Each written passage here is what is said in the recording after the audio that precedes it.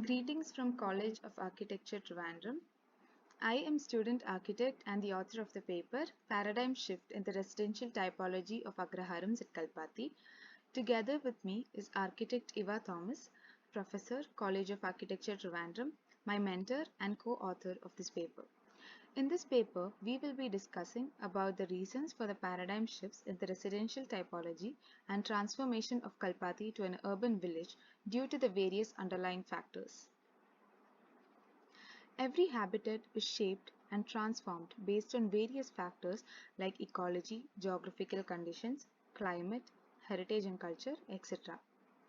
One of the best sites that encapsulates this fluidity between the plant and the cultural, the developing and the transformative, is found amid the Agraharams at Kalpati, a heritage village nestled within the busy Riseborough district, Palakkad, in Kerala. This village, which is geographically away from the urban commotion, is declared by the state as a heritage village with conservation bylaws demanding constraints in architectural build forms, especially with regards to the prominence of maintaining the facade's tectonic expressions and the height restrictions of up to 9 meters and 2 stories according to Kerala Gazette 2008. On the exterior, the Agraharams offer the characteristic skyline that any typical Agraharam possesses, be it the symmetrical sloped roof row houses with shared walls forming the edge of the street, or each house with its wooden shutters, detailings, fenestrations, series of columns in the tina, etc. Sustaining the heritage character of the area would mean catering to bylaws that includes no modifications or developments or alterations whatsoever without prior approved recommendation by the government instituted Art and Heritage Commission Rule 154 of the Kerala Municipality Building Rules 1999. Entering through the social threshold of the veranda, a physical manifestation is evident of how the urban lifestyle and modern worldviews have trickled down to the daily activities of a family. This paper dwells on the paradigm shifts of these invisible links that have become tangible among the community, initially only confined to the temple rituals. Do Agraharam settlements always begin because of the presence of a temple?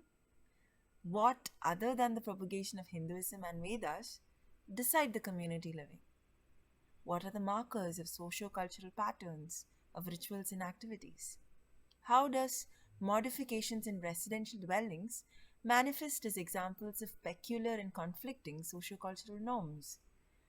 The paper delves into these aspects and throws light on them through qualitative historical research and an understanding of a typical architectural residence of Agraharam.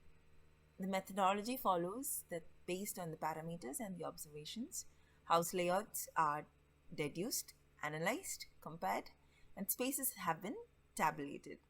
Questions regarding the evolution were asked to a few current residents who were descendants from the original families that have shifted to Kalpati. And one to one interactions, both structured and unstructured, were conducted, and the findings have been useful to map out the differences and the similarities from the past. Agraharams at Kalpati hold significance even in the present scenario, considering the uniqueness of construction and of the community living. The government and architectural bodies have started working towards the renovation and restoration of such architectural and cultural heritage structures under the schemes like Samanati, and currently Kalpati Agraharams serve as examples of space that is shared yet segregated, traditionally planned yet modified, and their existence slowly becoming invisible or even challenged in an urbanizing Palakkad. If we go back and trace the origins of the formation of this urban village cluster, Kalpati mainly consists of four units. Gramams, namely New Kalpati, Old Kalpati, Chatapuram, and Govindarajapuram. The study area focused here is New Kalpati, as it consists of some of the traditional houses in the precinct that are culturally knit with the Vishwanatha temple. It was during the rule of King Shekari Varma, the Tamil Brahmin priests from Mayavaram, Kanchipuram, Tanjavur, etc., were being invited to Palakkad to propagate Hinduism and the Vedas and to take care of the temple rituals. They then settled in Kalpati.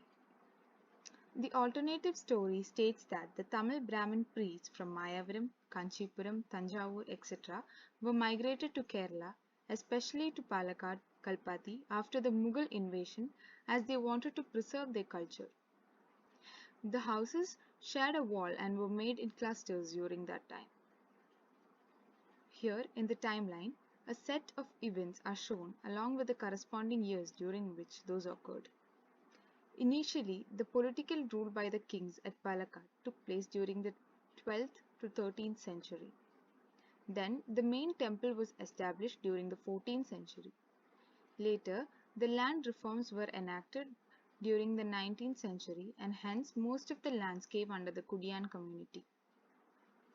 Later, mixed communities started dwelling here from the 19th century and there were changes in the construction techniques and the materials used. Kalpati was declared as a heritage village in the year 2008. What is the pattern of the built fabric and the unique factor that underlines these agraharams? Now we know and we can agree that agraharams are a typical example of community dwelling, giving massive importance to the culture and the practices that have existed and passed on through time. Later, during the colonial rule, English education became available and important to these families, and this helped the community to educate their children. From then, the children who were solely trained for the temple and the Vedic profession were now exposed to a more broader, wider education system that led to greater employment opportunities in different fields. The educational and socio-economic aspects have then become influential in bringing a fundamental change in the living patterns and in the dwellings themselves. Talking about the form and the facade expression, in earlier days the facade, popularly known as the Tinna, was open. It was raised from the ground level and was columnated. It was a semi-open area where the Vedas and scriptures were taught.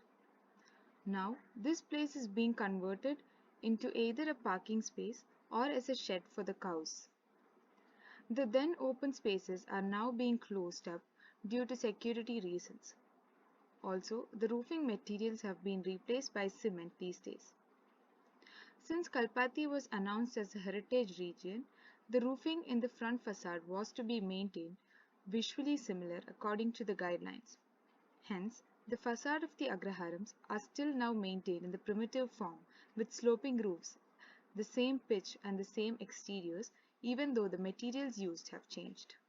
Looking at the materials and construction techniques, we can identify that the main materials used back then were mud blocks, clay bricks, timber for the rafters, red oxide for the flooring, and thatch for the roof. And in the present scenario, these are being replaced by materials like steel rafters, cement, RCC, etc.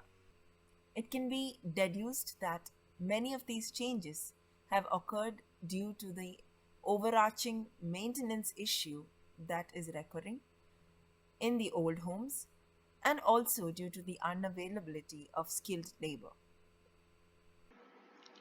Function and layout. The different spaces in the residence of an Agraharam have changed. More number of rooms have been added up. Also, the proximity of spaces like the washroom have been changed. The reason is mainly privacy and security.